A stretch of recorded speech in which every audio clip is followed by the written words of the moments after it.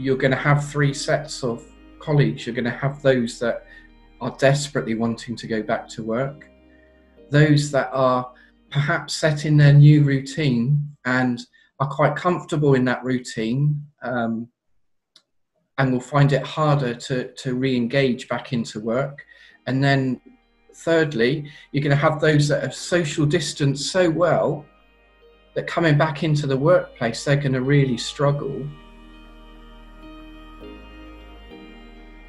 Well, we've been communicating over a couple of times using different mediums such as email and the old-fashioned writing a letter and putting it in the post. So we're just saying we're still here. We're trying to work out how we can get back to work, how we intend to get back to work with potential phasing in with small groups of colleagues, and then obviously building up the company again, because we'll be going from a standing start and obviously driven by what our customers' needs are as well.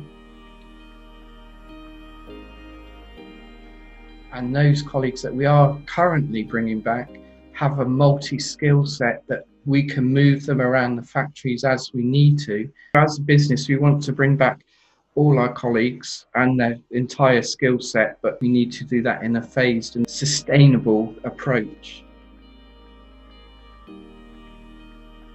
We brought back a team of 4 at our site in Plymouth, which seems to be working well.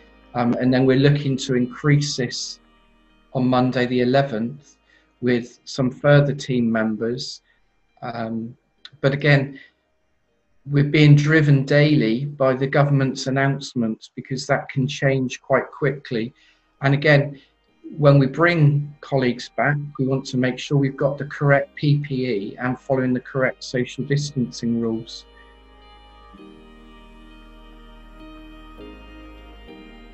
Again, fully understand your processes, how you do them, how close people are getting when they do those processes, and how safe they are when they're doing them, and also following the government guidelines with regard to what PPE should be worn, whether they need gloves, whether they need face masks. If you go on holiday for a week or 2 weeks, say, you return to work after those 2 weeks, and you don't necessarily always look forward to your first day at work. So now after 6 weeks or so, colleagues returning to work are going to struggle. They're going to have to get into a new routine. And I think it's really important to have open lines of communication so they can talk to, whether it be a team leader, a manager, a director. I mean, within the company, we're all very open and very approachable. So we will support colleagues where and as needed.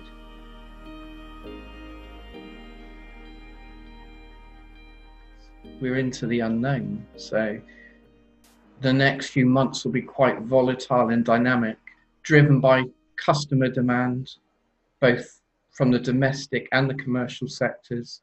Commercial companies seem to be riding it through much, much better.